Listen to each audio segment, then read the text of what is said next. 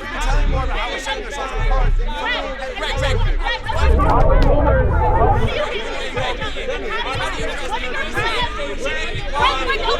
over here! Tell us something. Mr. Sankey! And the next thing that happens is someone saying, just stay on the ground. Sir, we've called the paramedics. And if you want to know what created an atrial fibrillation, passing out in a men's restroom, getting up off the bathroom floor, it was the overall internal drive and poor self-management.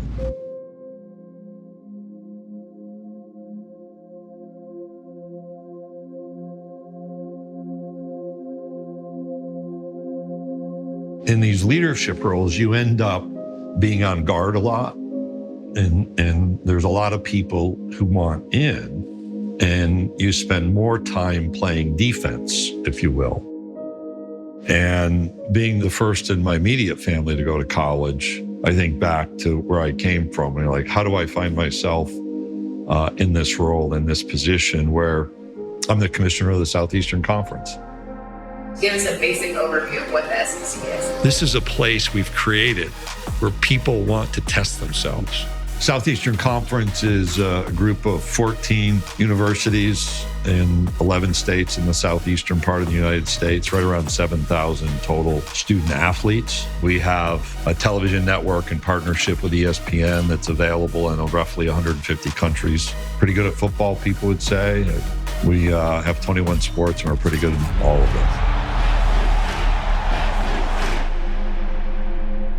You know, in the middle of April 2020, during COVID, we had shut everything down. I spent a week in like confusion almost. And at that point, you know, everyone wanted answers. People are calling me saying, hey, if you guys will play football, we will. And the reality was we didn't have answers, whether it was public health, government, business, college sports, professional sports. We were trying to find answers.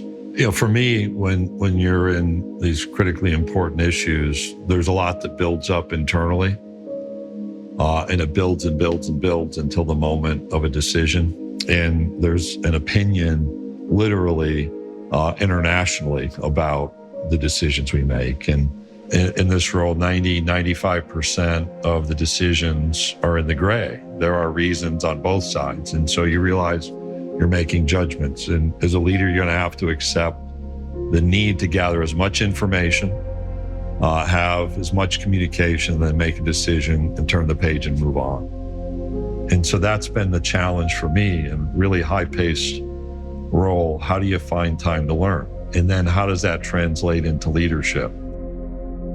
Of any moment in leadership that forced me to alter my course, I was in my early 30s. I was leading an organization for the first time. I was not sleeping a lot. I was waking up early because there's always something on your mind as a leader. I was flying from Dallas, where I was the commissioner of the Southland Conference, flying to Atlanta, renting a car, and then driving to Birmingham. And went to the men's room, got lightheaded. And the next thing that happens is someone saying, just stay on the ground. Sir, we've called the paramedics. And then realizing my cheek was about a half inch off the tile floor in a men's bathroom, which is one of the fundamental principles in life I've learned. If you're getting up off the bathroom floor, you're not in a healthy position. Spent a night in the hospital hearing about blood clots and irregular heartbeat. It's because of the potential for stroke. And you've got a 4-year-old and a 1-year-old, and you're thinking about your life insurance policy is pretty small. And what am I doing in this role to myself and those around me? So there was an immediate recognition that I needed to control the pace in a much different way, in a much healthier way.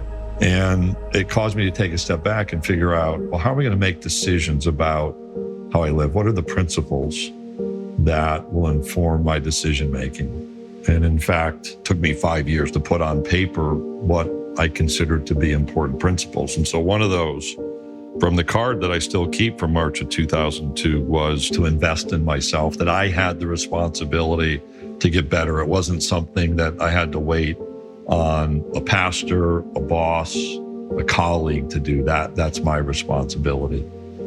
And there are a million definitions of leadership, and you think about the impact of the people around you and the responsibility that comes. Those are two key components. Whether you're in a big organization that people care about, a really small organization where it may only be a couple of dozen people, each of us have to step away and figure out how to manage the day and then manage the week and manage the time to grab space for reflection, refreshment, adjustment. There has to be a level of self-leadership, self-oversight to make sure that you don't end up getting up off that bathroom floor and being the person who's leaving the airport in an ambulance rather than in a rental car.